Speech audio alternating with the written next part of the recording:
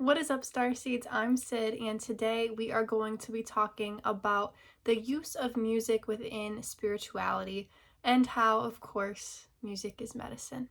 So I am actually kind of preparing, hopefully, a little workshop to do in person around my area in southeastern Michigan, and it's so synchronistic that this has been on my list of videos to make. I created this list probably like 3 or 4 years ago, planned it out years into the future, and a lot of those episodes have changed and shifted, and I've done different ones more spur of the moment that I felt like doing, but some of them have just kind of stuck. This one has just kind of stuck, but also my friend sent me a link to apply to host a workshop at a festival that is more of a music festival where there's hippies who are interested in spirituality. So obviously the workshop that I thought to do for a basic workshop involved basic spirituality across cultures on Earth, but incorporating music into it. This is the first YouTube video I've made since applying for that. There's also probably going to be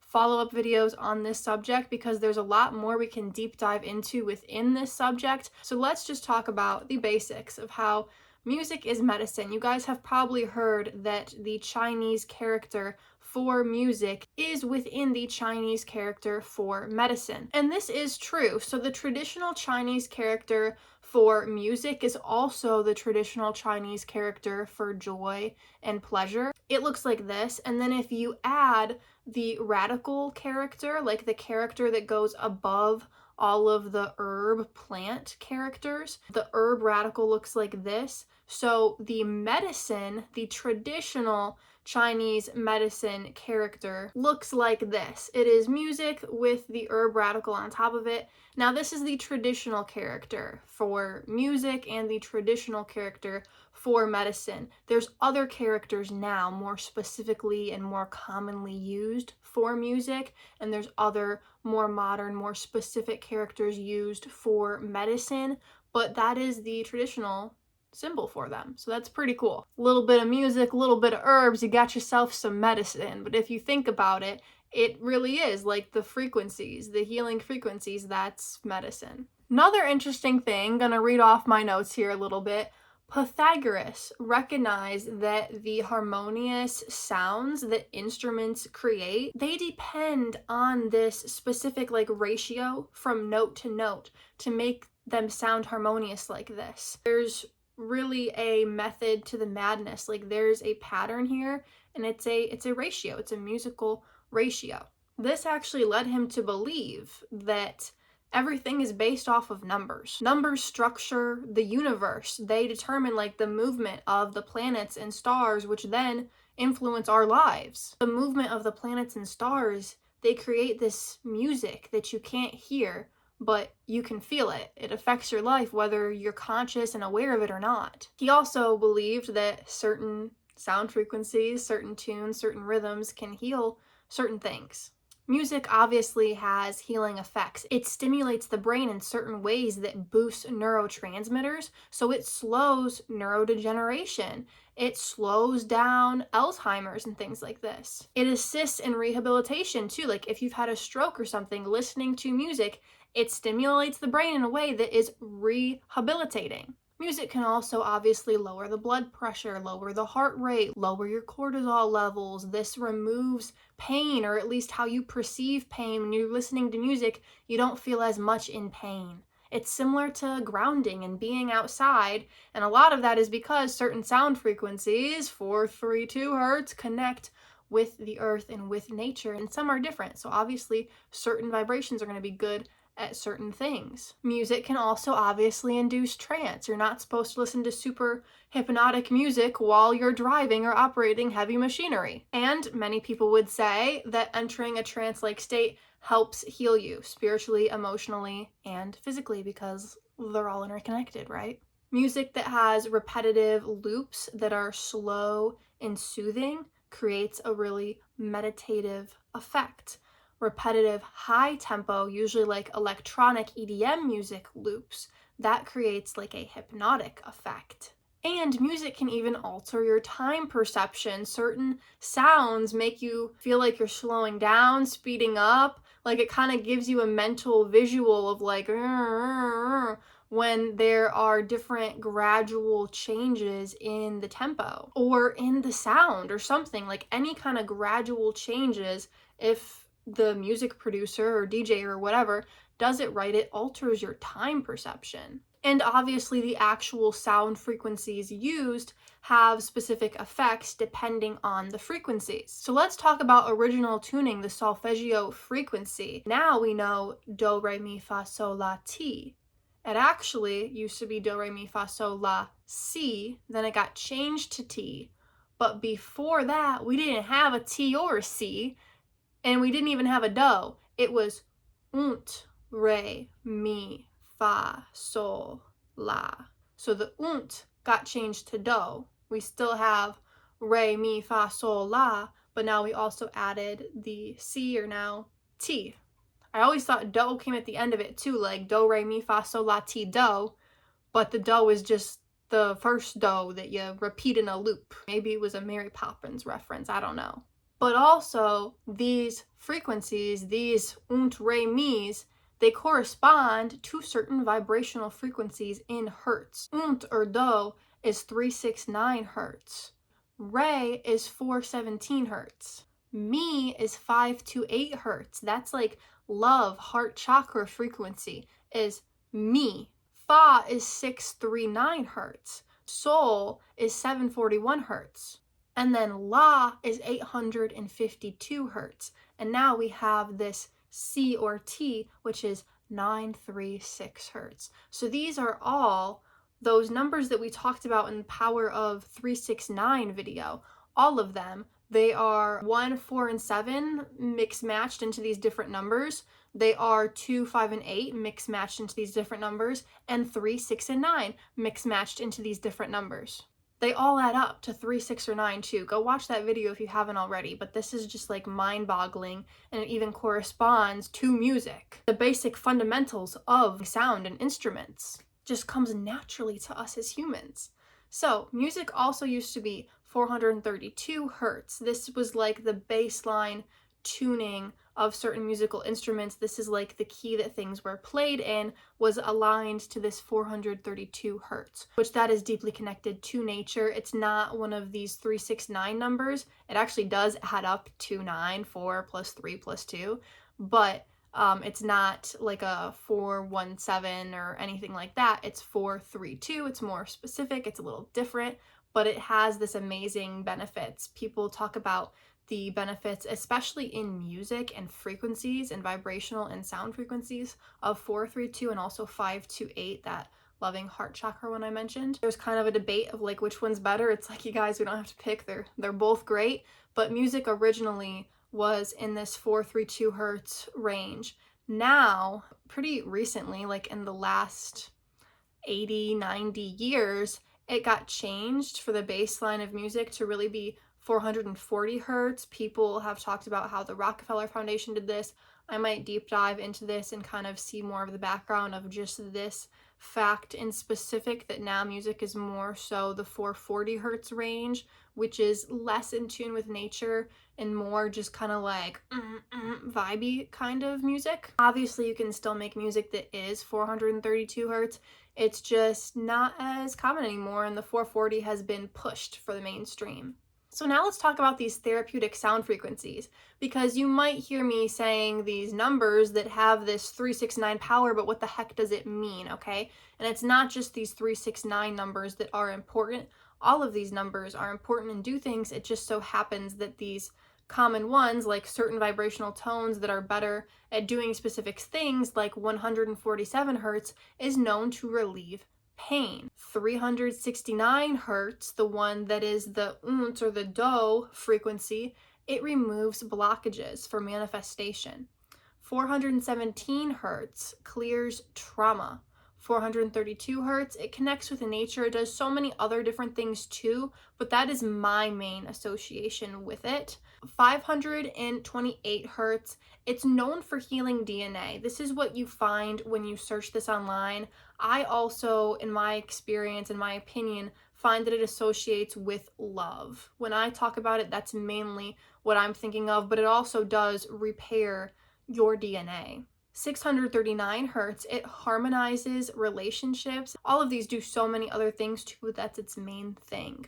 936 hertz, it connects to divine consciousness, which sounds so woo-woo. It's good at other things too, but that's what that C or T is. It's highest note in just this condensed version of the range of notes, and it's connecting with the high, the divine. So there's so many sound frequencies in between, but those are just some main ones that I wanted to mention. General sound frequencies. So we have infrasound. That's sounds that are under 20 hertz that human ears cannot perceive. Then we have the low frequency range. This is like thunder. This is heavy bass. This is 20 to 250 hertz.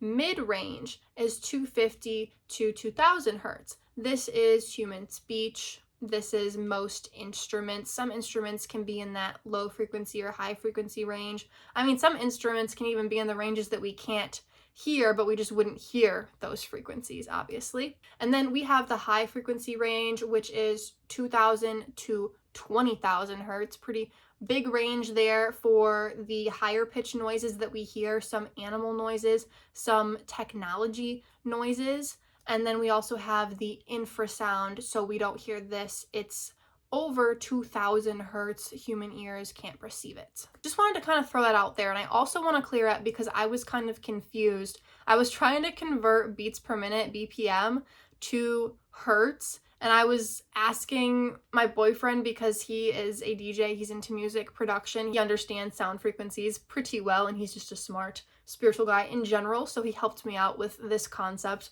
a little bit. I might even read some of the notes he sent me. Hertz and BPM both refer to number of cycles over an interval of time. Per second for hertz, like oscillations per second, and then beats per minute is obviously like beats per minute, oscillations per minute. But those can apply to anything really, not just sound, though beats per minute really only has implications for sound-related things or heart rate. But we're only going to hear something as a frequency in hertz. So if it's sound waves moving air hitting our eardrums, but hertz can apply to electricity too, so that's what brain waves are. And that's the same concept as like a spooky 2 rife machine. That's the concept. Like when I made my binaural beats video, I remember I talked about, and this was like 7 years ago, that video, I was talking about the hertz, like when you're sleeping, the alpha, beta, delta, gamma, kind of your brain waves is measured in hertz, but that's the electricity in your brain.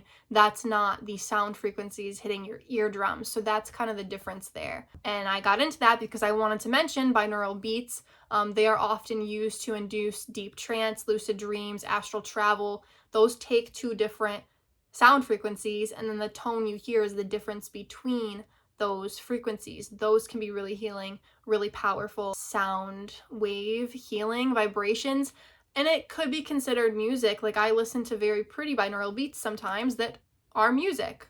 But let's also talk about the word aspect of music, the lyrics, okay? Words carry energy. The intention of the person speaking or singing overpowers that base energy of the words themselves. We gotta say that first. I've done videos on the negative effects of the English language. I don't speak any other languages fluently. I took Spanish in high school and middle school because I had to, and I was like, me llamo Sydney. It was very hard for me to say things. I have like a very strong American accent.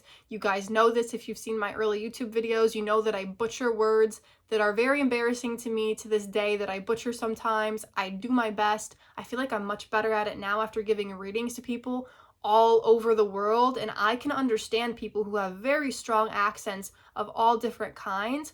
I'm just not great at saying things in accents, but I'm getting better at it. I don't try to impersonate people's accents though, but these other words that are of different cultures, if I'm not used to speaking in an accent, it's hard for me to say certain words that are used to be spoken with a tongue that's used to saying things in a different tone or pitch or whatever, a different kind of accent. Anyways, I've done videos on how words have these subliminal messages in them, some of them. Saying certain words backwards, like Los Angeles, it sounds like selling a soul, it sounds like selling a soul, it sounds like selling our souls to Los Angeles. I wrote a song about this. You guys have not heard any of my songs that I've written. Maybe one day I will release them, but I do make music. I've been writing songs since I was in first grade. They have evolved over time and they've gotten different. They got more hip-hoppy when I was in middle and high school, and now they've gotten more spiritual, still kind of with a little rap effect to them, but they're also like pop. There's some country aspects, it's a little bit of rock and roll aspects. There's no genre there. I have videos on how certain words, good morning is not a very good thing. It's kind of a morning thing, but yet we wake up and say that to everybody. So there's some people who always say grand rising. I was kind of one of those people, but now I'm like, I have good intentions with it, so I'm okay saying that. There's certain amazing words, like blessings, or like when people say bless you, it sounds like be less you. And that one I just can't really say to people unless I'm in a situation where it feels rude not to. But if it's my family, I say salud, the Spanish word for like I wish you good health. That's the one thing I took away from Spanish class and still use. I don't know how other languages are really, but there's a lot of kind of hidden evil within English. The intention overpowers it, the intention of the speaker, and also the intention of the person listening to it. Just any intention overpowers the baseline. However, the baseline is still present, so it's good to be aware of what that base energy is within things, what the subliminals are. The base energy of lyrics and or chants still come through. Every letter corresponds to a number. These numbers have certain meanings. This is numerology. This is gematria. And this adds up in words, in phrases, and in songs or chants or mantras or what have you.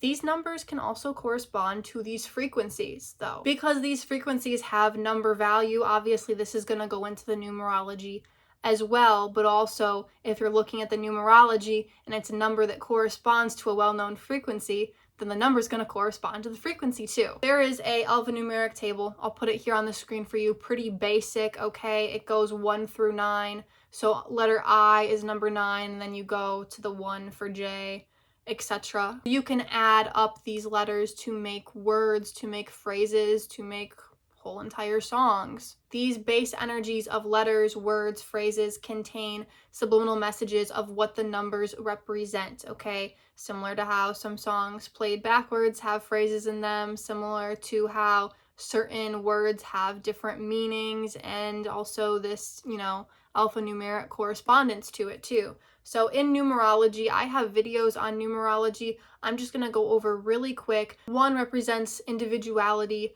leadership, the start of something, foundation, pioneers. 2 represents peace, cooperation, intuition. 3 represents communication, expression, collaboration. 4 represents ancestors, home, comfort, family, grounding. 5 represents action, physicality, creation, learning, also attraction, beauty. 6 represents service, caring, nurturing, hospitality, teaching, health. 7 represents differences. It's the number of war. It's also a very spiritual number, represents driving force, adventure, close loved ones. 8 represents balance, understanding, harmony, depth, oddity, weird things, and also success and wealth.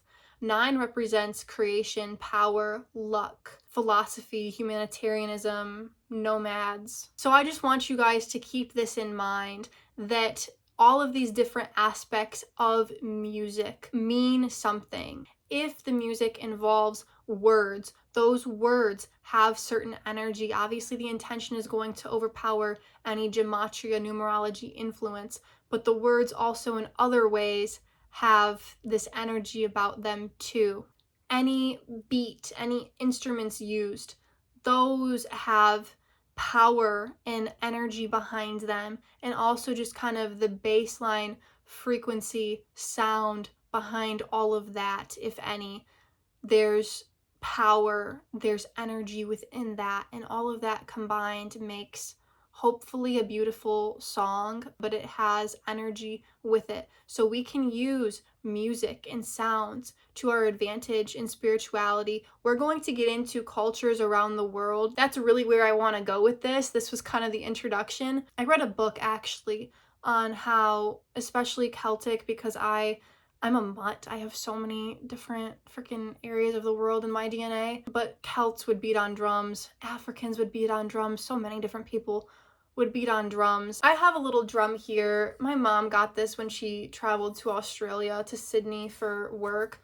But I really want to get like a bigger, just kind of more authentic looking drum, because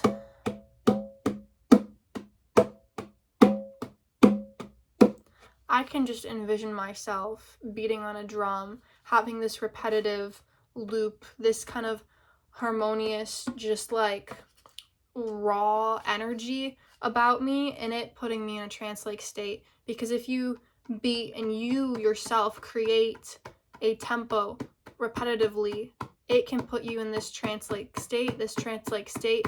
It can give you access to higher states of consciousness, different brain waves, right? Because it's going to make you more relaxed. You're going to access this different information. You're going to be able to channel, to be a medium. I think that's really powerful. Drums, some of my favorite things. That's actually coincidentally one of the instruments that I didn't play. I used to play guitar, piano, clarinet. I had to for school. I wanted to play like the French horn or the flute instead, but too many people picked that before I did, so I got the clarinet, which was a beautiful instrument too. There's instruments like didgeridoos all over. This one is also from Australia. I feel like I don't really know how to use this, just kind of blow into it.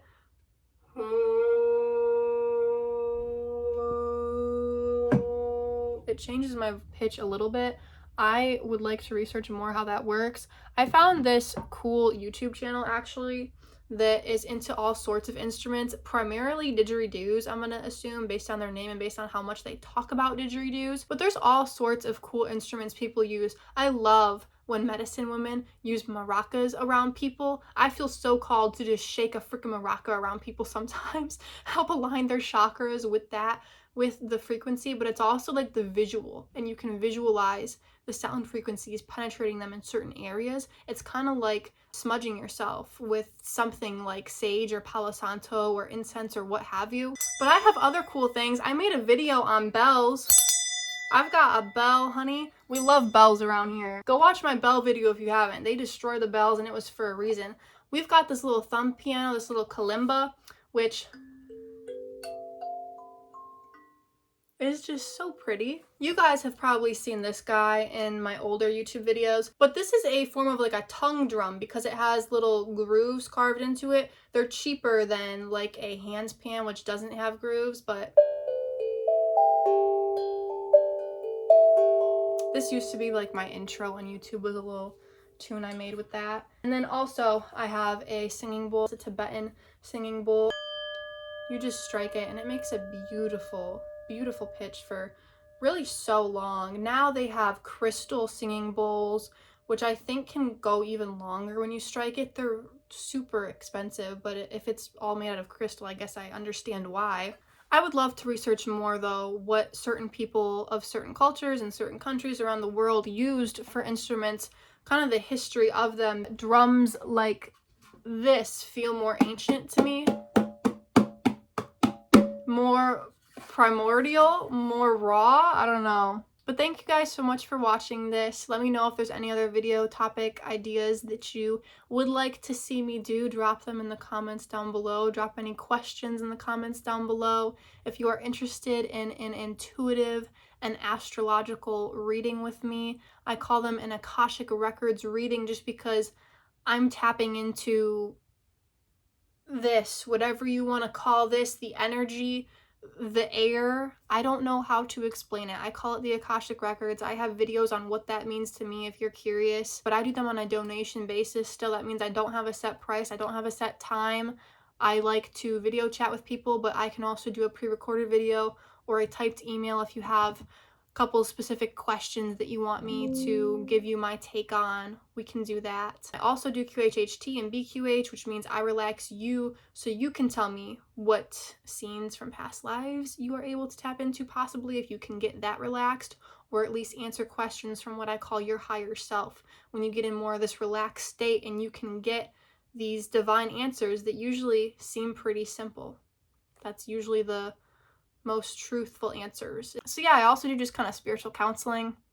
Don't have a degree in none of that. I am not a healthcare professional, but sometimes you just need somebody to talk to that understands you, and I get it. I also have courses that I pre-recorded. I did Zoom courses in, I think it was 2024 now. It's been like 2 years ago. Holy crap. I would like to re-record those and just kind of do them in a better way, but that would take me a long time because there is like over 24 hours. I think there's 26, something like that, hours of these courses total, because there's 13 videos on astrology, 13 videos on ET races, galactic history, and then there's 13 videos on intuition and divination tools. So if you're interested in any of those 3 subjects, or some of them or all of them, let me know and I will send you those pre-recorded unlisted YouTube video links for free. They're not public on my YouTube. They are unlisted because I didn't want to clog up my public YouTube with them. But just ask and I will send them over. Peace out.